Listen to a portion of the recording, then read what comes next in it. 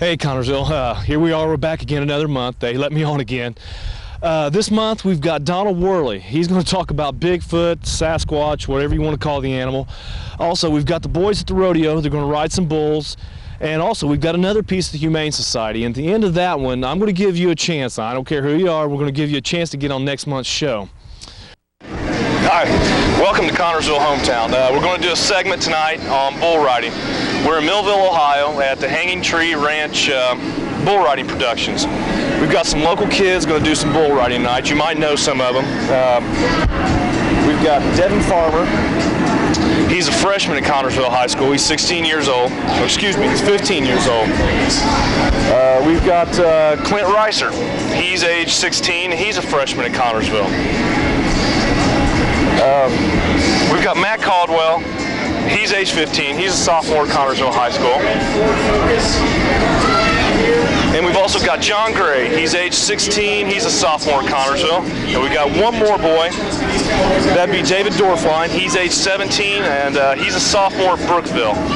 He's a buddy of the guys from Connersville that are hanging out. That's why I'm covering him. So hang around. This is going to be a good segment. You don't know what you're going to see. So we'll be back in just a minute with some bull riding.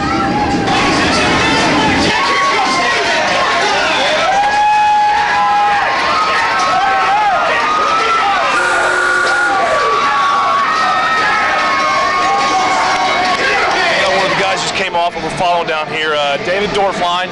He's a 17-year-old sophomore at Brookville High School. He's a buddy of the guys from Connersville ride. David, look good out there. Yeah. How long have you been riding? I've been riding a year and a half. Year and a half. Anywhere else besides here? Any rodeos I can find. Any place you can find. That's cool. All right, man. Well, I'm going to try and get the other guys here, because we're running out of time. And I want to thank David here. You had a good ride. Keep watching. We'll be back with another one of the bull riders.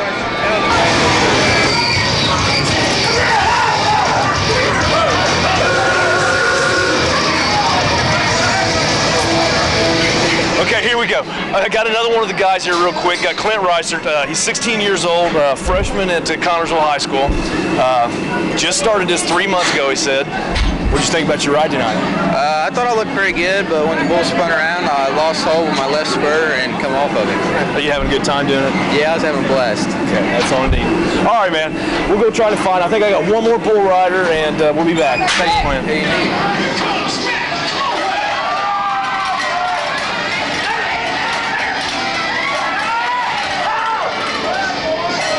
He's a 15-year-old sophomore at Connersville High School. Matt, how long have you been riding? For about a year. You ride anyplace else besides here? The Indiana High School Rodeo Association.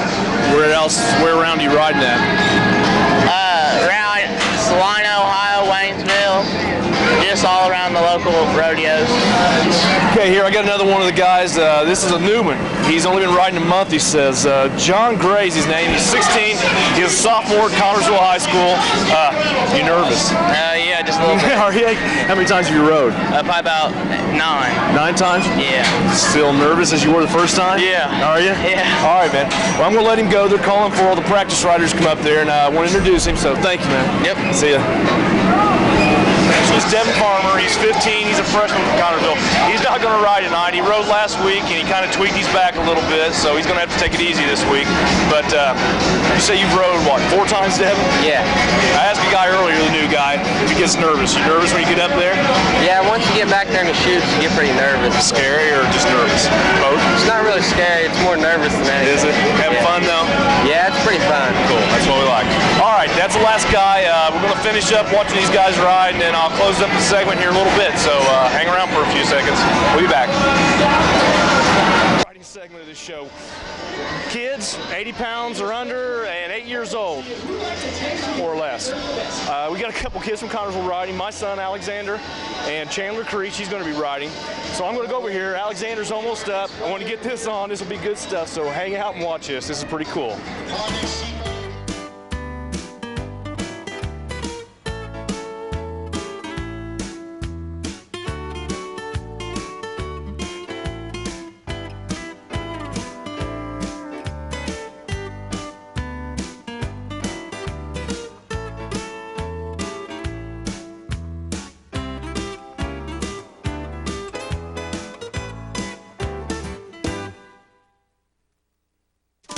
I hope you enjoyed the bull riding.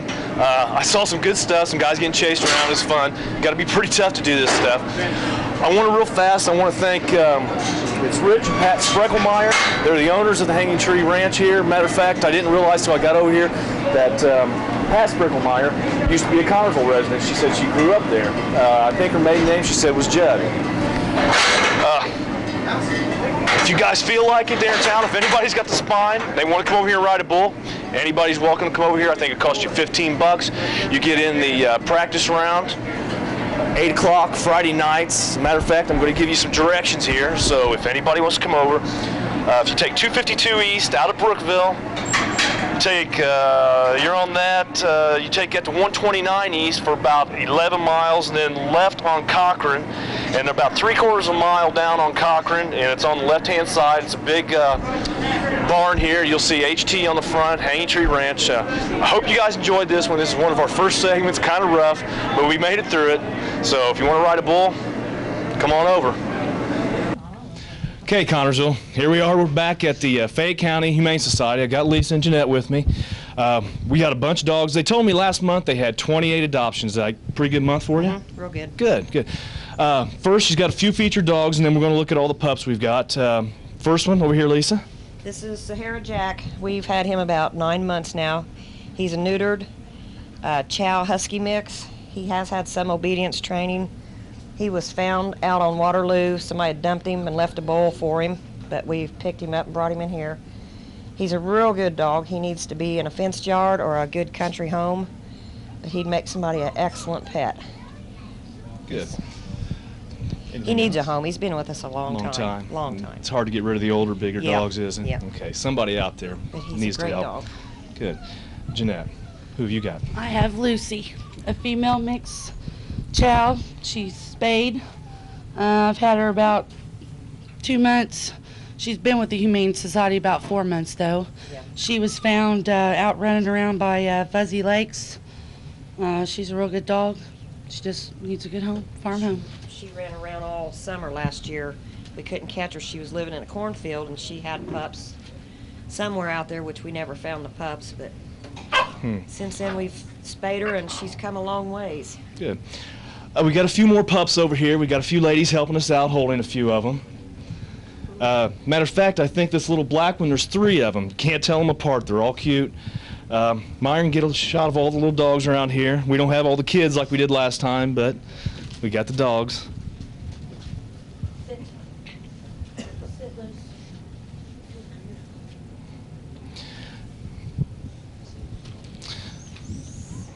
How's your cat adoptions been going? Great. We're down to 1 cat right now. 1 cat.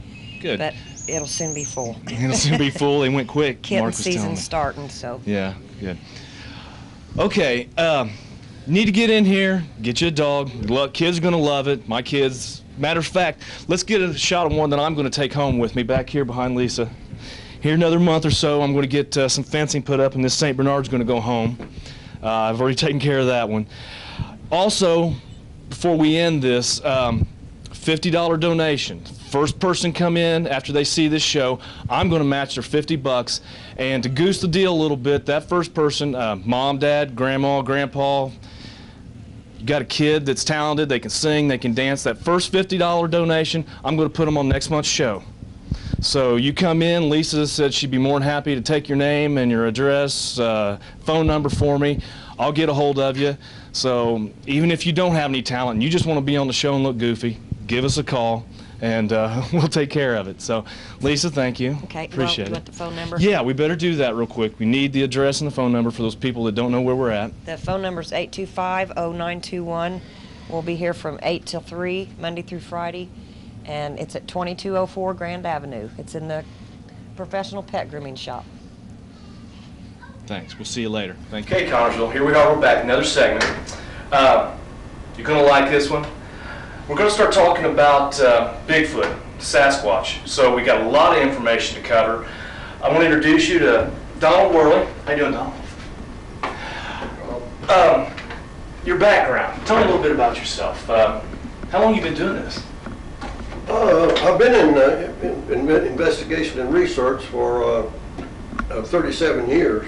so I surely will know some of what I'm talking about. Long time. And this here, I'm primarily in abduction research and the Nordic type entities. But I was in this in the 80s, early 80s, for a couple years. Is when I got this stuff. It is part of the UFO mystery. Okay, that's another thing. We've got a little twist on this. At the end of the segment, Mr. Worley's got his own theory on this, and it's really hard to prove him wrong. So, your articles, you've told me you've wrote for magazines, for papers. You've done a lecture that you're really proud of. You said, who was that with? Oh, that wasn't it was a lecture, a paper that I gave when Dr. Heinix, the official Air Force consultant to UFOs, invited me to go to Evanston, Illinois, and give my paper on these ape-like entities, or these para-apes, I call them, because they're not really flesh and blood, you know. And well, I've got here it is right here. This is my, you know, and I studied 10 different categories of 600 and some different people. You plan on putting this on your website? I've got a lot of other stuff. Yeah, I put on my website. But eventually you're going to put that on. Yeah, let's real quick. Let's take a look at this. Mr. Worley has a website here, www.abduction.com/Worley. Check it out. Going to be some pretty cool stuff on there. You might learn some stuff. Yeah, because we can't cover much of it here. Yeah, we've got a lot to cover. Were you interested in these things when you were a kid growing up? No, I was in air first, UFOs, you know. Yeah. And then I found out these things were part of it, so then I went down that side avenue and explored that.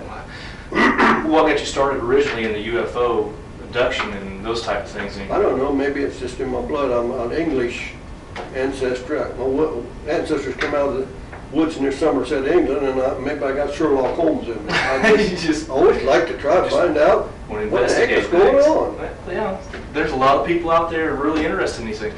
I'll tell you what, let's get up here. We've got some stuff that Mr. Worley's brought. He's got some casts, some footprints here. We've got some dust that he's brought back from Mount St. Helens. Actually, that's where these casts came from. A man that he knows did the casts for you, correct? Yeah. Yeah, okay. How long have you had these?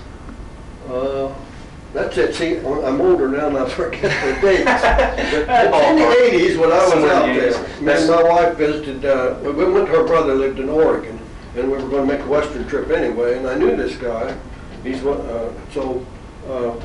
went to her brother in Oregon, and I was headed for Washington State, where my first wife's folks were. And in the way was southern Washington, where I stopped to spend a day with this guy that got all these. So he actually did these himself? Yeah, he did these. The way he got these was he bulldozed roads in for the Weyerhaeuser Timber Company, and all the cutters knew him, and they knew he was interested in this, so they would put a yellow ribbon where they found some of these tracks in the damp dust of the after they blew up, you know, the mountain. Were real nice to get nice footprints, and that's how he poured these, you know. Yeah. And he would go fly up in a helicopter and get them. Okay. I'll tell you what, let's go down here. Let's take a look. First thing he did bring in for us, we've got a picture of Mount St. Helens. Yeah. Before and after. Before and after. Before and after. I don't want to be there after. He's even got some dust. Yeah. And or ash, I guess you would call it. We still got the dust. See it on my hand. Okay, I'll tell you what. Let's get into these casts right here. What do we got here? That is a baby Bigfoot. They have a family, which kind of confuses me in a way, because from the way the eastern Bigfoot are, it don't seem like they have a family. But anyway, they do have families, and that's a baby that jumped in a sandbar. Oh, okay, I see. Yeah, I see what's going on. Looking. Yeah. And 5 toes, but a lot of them in the back east here are 3-toed. Really? Mm-hmm. And these out west are more. Why do you think there's a difference between? They're more settled in. They're more. Why do you think the difference is between the 3 and the 5 toe? Between the what? Why is there a difference between the 3 and the 5? Just don't know. Just one of those things. A lot of answers I don't know. Just one of those things. How big of an animal would you think that would be? Oh, he wasn't, maybe he was 5 or 6 foot tall. What kind of weight do you figure? These are the 200, 300 pounds? No, he wouldn't. Here it's a big one. Here. There's the big. Okay, well, let's go ahead and get. 400 pounds. Let's hold this up, Mr. Worley. Hold yours up there. Yeah, I wanted to have them look at the ridges. I don't know whether them ridges are caused by the casting it, or I'd like to find out sometime why that's that way. And what approximately how big? They're flat-footed, you see, and somebody told me, said, well, no wonder they're flat-footed with all that weight. Their arches broke down. This would be a big animal here, wouldn't it? Yeah, it's a big animal. What do you figure? Oh, I'd say maybe he goes up to 12 foot or 10 better, foot or somewhere in there. You know, probably what, 400, 500, 600 pounds? Yeah, It's a big animal. Some of them back here in Indiana have been huge, the kind that vanish, you know. Yeah. Now we have some other ones here. Now these you say came from a female, probably. Yeah. Is that what you've got here? That's what he told me. I wrote on him about. He said they're female. The males are always big. Yeah. Yeah. These are all. Yeah. They're all big. I don't want to run into any of them. What we got here with the rocks? Yeah. These roll in the mountain streams. They're volcanic rock, and the stream catches them, and you know it just keeps rolling like down. that. Yeah.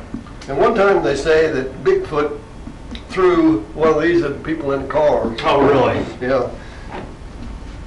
I don't want to throw that at either.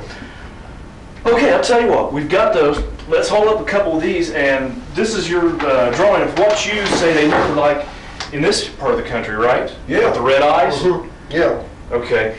And you say there's a difference between these and the ones in the West? Some difference, but I think they're the same source and the same things. Okay. I think they're all in the same. Just like us, though. Everybody, some people have blue eyes and some have brown. Yeah, Okay. That we basically the same thing that's going on. Okay. Here we've got a couple other drawings of an Indiana pear ape that's been a drawing of what they've seen in Indiana. And here's a picture of one That was in Ohio. that was in Ohio. That gives you an idea that Yeah. how large it was. This was really a famous case here in Ohio. It was. Oh, they poured a lot of lead at that one. They did. Yeah. Didn't take it down, huh? These big tank-sized UFOs, they hold over the wood line Yeah. and project these light beams down, and these would appear on the ground in them. Mm-hmm. And these farmers barricaded their with ivy, with barbed wire, and got up on the roof, and they would blast away at them. One time they shot, some come close to the barn, and they even tried to talk to him, said, now if you don't talk or do something, we're going to shoot on you, and they did. They unloaded what they called them pumpkin bullets. I don't know what kind those were, but they was powerful, and shot them, and they just screamed and run off. Mm-hmm. And then the next morning they went out there and all they could see is holes in the ground. Well, I see here, you gave me some information. I looked through here, and there's probably, I don't know, what, 50, 60 There's instances? about 30 some. Well, of the shootings here? Okay. Yeah. They've not been able to take one down, I see, at all. I'll tell you what, before we go any further with that, of why, let's get into some of the local sightings, and then we'll get into the gunshots and why we haven't captured one, why you can't kill one. Okay, here we go. We've got a map of Indiana Mr. Worley's made up of all the sightings that have been, and past how many years have these all happened? It's over the last 30 years, maybe. Last 30 years, all these have happened. These are early over there. Down in this section here, there's a lot more down there than what I've written on there. Mm-hmm. Then, see, I've told you about the gunfire there. Yeah. Now, we want to talk right here about Nulltown, because it's close, isn't it? Yeah, that's right on that. That's right on top of us. Jim Caldwell and his deputies investigated that. I went down there, and this lady that this happened to, well, she's an abductee. A lot of times, sometimes the abductee will be ones that these apes come back to. I don't know why. But anyway, it's another one of them things you wonder why, what's going on. Anyway, this one came to her back door, and she shot it.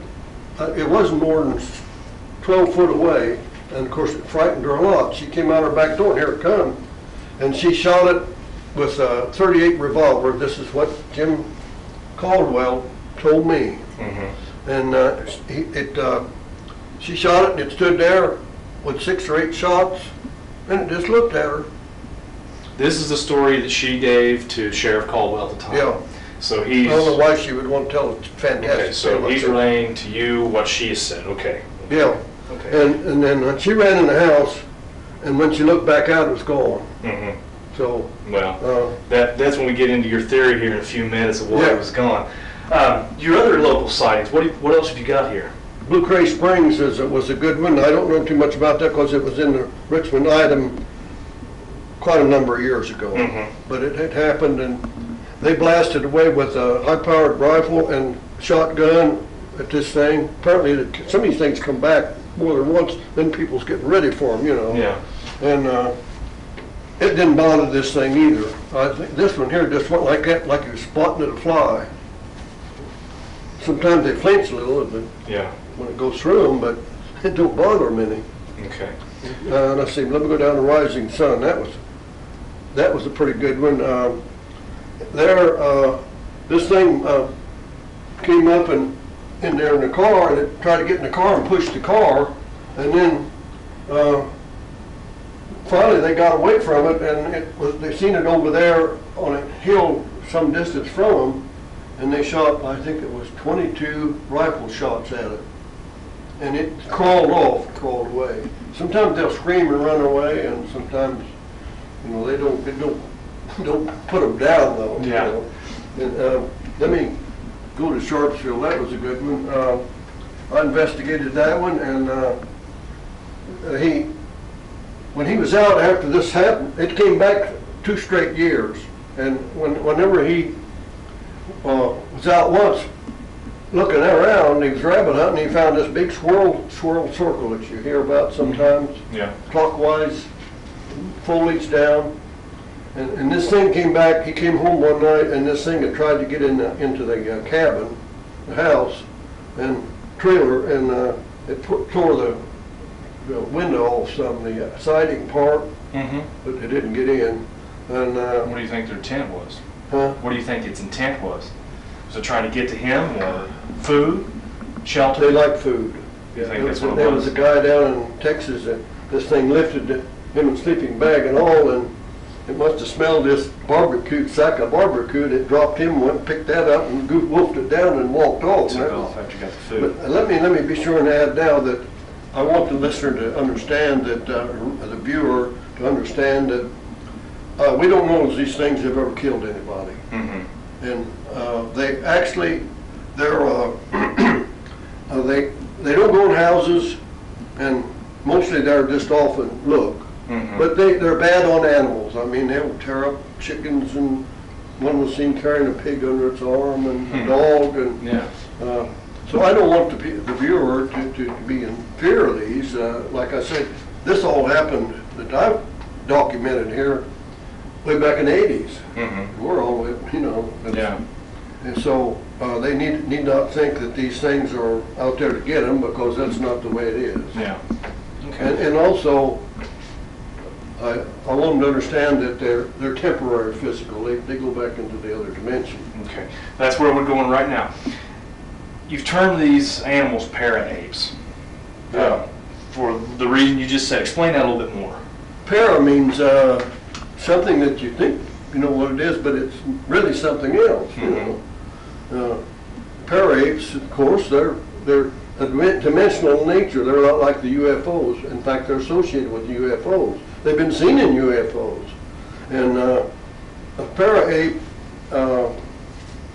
we've already discussed that, how you can't kill one of them because they're living here. So you think, well, did they come from outer space? Well, I don't believe that. Mm-hmm. There's so many things of this nature now that's here. See, we're like blind slugs. We don't see a lot of what's really around us, what's going on. We've only got so many senses, you know, and there's other things here that but an abductee, and I have quite a few of those, they will don't see these things, but ordinarily. So you've called these para-apes, and underneath it they are transitory dimensional beings, is what Right. is what That's you've what- come down to. Right. When you took this theory out to the UFO conference that you went, how did that go over out there? How did they accept this theory? They were already a group that already knew all this stuff. So they were pretty much on the same page as you. They were on different categories of the UFO mystery, but this here, they knew it was part of it too. It was part of it. Yeah. Had anybody taken this direction with the Bigfoot and the alien type thing besides you, or is it something? Yeah, there's quite a number. Now you take out west. They're full of sightings by investigators. Okay. And here there's been some good ones in here and back east. But are there other people that's had the same theory that you had? Is this something that you came up with, or is this something that you've kind of joined in and did some research with another? I decided on my own, but there's a lot of others. It's dawned on them finally, that's part of what's going on. They're dealing with something here that you can't apprehend, So they more or less just slip back into another dimension. Is that what you were telling me earlier? They almost just disappear. You said you had an instance where one was shot and just into a light. Right, that was back in disappeared. Pennsylvania, and this was close. It came on her porch with its hands up, and she had the shotgun there, of course, and she was full of fear. And when it got about 6 feet away, why, she blasted it right in the middle, and it. Really? Yeah. Has that been most of the reports that's happened once they shoot them? Well, you said no, that some of them have run away screaming. Some of them just disappear into nowhere. Why do you think they're here? The UFO mystery is such a vast, complex mystery, include it all, that I'm sure the government's trying to figure it out, and if they can't figure it, maybe they have, but I certainly am not able to. So you really don't know why they're here? They're just, do you think it's accidental? That they show up here and then disappear? No, I think it's a deliberate thing with the UFOs. Okay. But it's for me to say that I know why they're here. Yeah. From just your experience with the alien abduction and all the research you've done over the years, do you think that these creatures are, wherever dimension they come from, are they the normal? Are they the norm? Or are they an animal like we're looking at them as an animal? Or are they the humans as we are here? I don't know what you mean by that.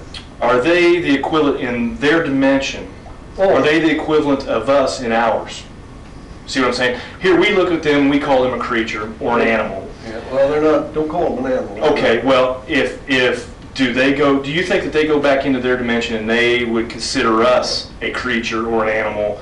Are they the norm in their world? They probably consider us, I know the alien intelligence probably consider us a lot of aboriginal low-functioning, right, dangerous people to be around. Yeah. And the apes is kind of confusing because sometimes they'll act, well, up at Kokomo, where's that at? Right there, the man was fishing and this thing was standing way back in the twilight and he couldn't see it good, and he asked it something and then it disappeared. Then next thing you know, he's sitting there and he sees his hand on his shoulder. I mean, imagine how he looked over in this hairy hand, and then he looked down and seen its hairy legs, then looked up at this towering specter over his head, and boy, and this thing took a quick step backward, took off, ran away, and this guy was the guy that happened to is a football type. He's big, he's over 6 foot.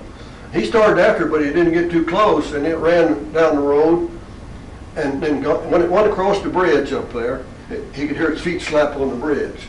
Then it got across the bridge, and he got up there, and it went into the tall weeds, and pretty soon this red light flew up from there.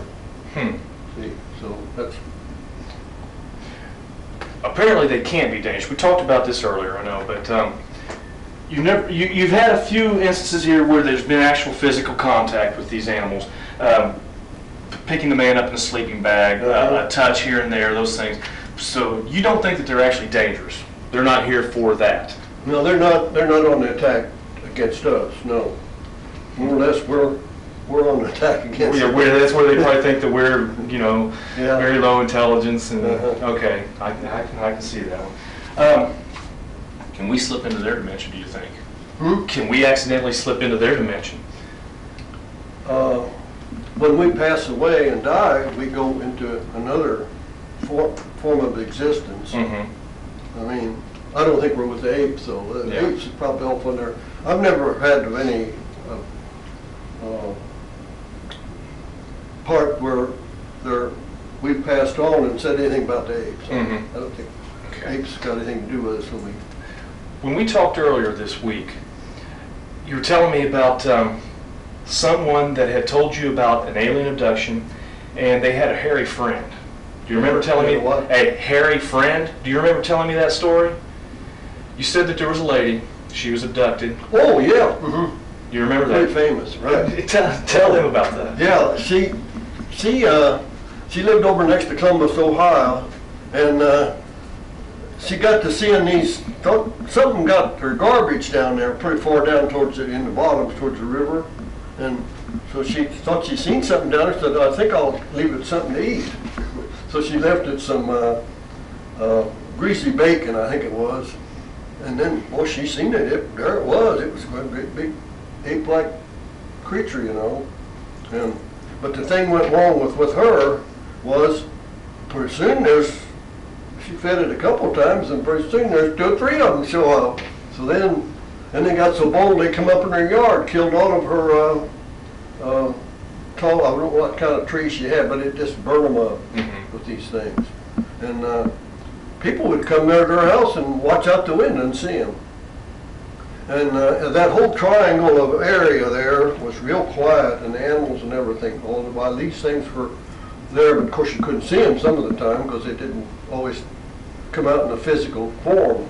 But one night, this big dome disc craft came down and settled down into the bottoms there. And after that, in the morning it was gone, and after that, that was the end of that. The whole area returned to a normal state, and they never seen them anymore. But it's always said the lady who fed Bigfoot. Okay, we've got a lot of stuff here as far as things or people making contact and all these type of things. What should you do if you see one? If you come across one and you do see one, you're out in the woods somewhere, you see this, or you're looking out your kitchen window, these people are taking off shooting it. What should you do? Get your camera. I'd like to have a photograph of it. Should you go out there and try and talk nicely to it like you do a dog? Or, what should you do? You leave it alone, let it mind its own business, you mind yours? Or should you go out and investigate? Camera, that'd be the main thing, but don't get out there with it. Okay. Well, it doesn't sound like it'd be too dangerous. None of them ever attacked anybody, so. Well, I would like to mention here real quick about Roachdale. That was a famous case there. There was about 40 people seen that thing over there. Really? And they unloaded on it once with I don't know how many shotguns involved. And what was interesting about that was you could walk over mud and never left any tracks. Great big heavy thing. Oh, really? They seen it run across the mud and go out there and left no tracks. And it's trying to think of what else is strange about that. Well, right now it's skipped my mind. I can't remember. You've been doing this a long time. I understand. He can censor that part. Oh yeah, he'll take care of that. That's no big deal. Yeah. Okay. Any other ones on here? Oh, I know now. They could see through it sometimes. Oh, really? Yeah. It wasn't a solid mass. They could see through the thing. Yeah. So that's the kind of thing they are, see. Yeah. So this is really closely related to the alien abduction and this type of thing. So this all ties together. Kind of rules apply here as it applies to UFOs? And well, haven't been able to catch one, haven't been able to kill one. They'd love to. No carcasses, nothing. I'll tell my joke here now. Okay. The Colts, Indianapolis Colts would really love to have one of these because they could put them in as a lineman or quarterback. Think of what a season they'd have. They wouldn't have had that 41-0 loss, would they? Because I joke like that, I don't mean this is a laughing matter. No. This is serious. I can tell that you spent a lot of time, a lot of years studying these things, and I'm impressed with your cast here. It's impressive. These big guys, I don't want to run into him. Especially if we've got anything like that running around down by the lake or Knolltown or someplace like that. I don't want to be out there and run into that guy. So, oh, I didn't tell you about Waterloo right there. Yeah. Howard Green, he's dead now. That's right. That's just right out here.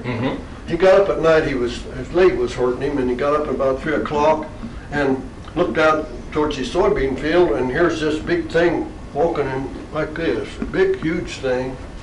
I mean, you know what it was. Yeah. There was a red light that illuminated over in the soybean field. So as it went towards it, when it got close to it, the light turned white, and then everything's gone.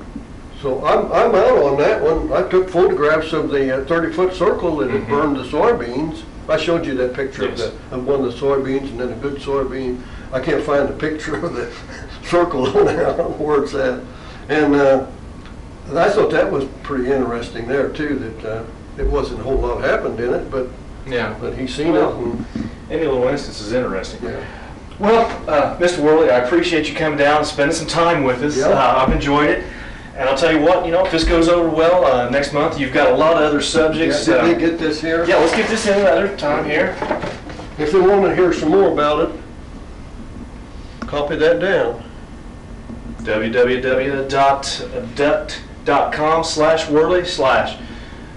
I'm working on the MIB cases now, but when I get them cleared out, I'm going to go on next with this instead of something else I was going to do. Okay. So I think some people will want to learn some more about this. Yeah, you got the MIB, and if I remember right, you've got the Nordic aliens that you studied a lot on. You've got the hooded reptile aliens. I saw listed on one of your. We'll get into that on another show when I get some more information from him. So I give you, if you want to do it, and the audience reacts favorably and everything, I'll give you a list of something. Okay, we can do that. We're going to get out of here now. I hope you enjoyed this. Pair apes. Don't forget it. It's a theory Mr. Worley's come up with and some other guys that he's done some research with over the years. We've had a good time on this one. Thank you again. I really appreciate it. Okay. So thank you. I'll see you later.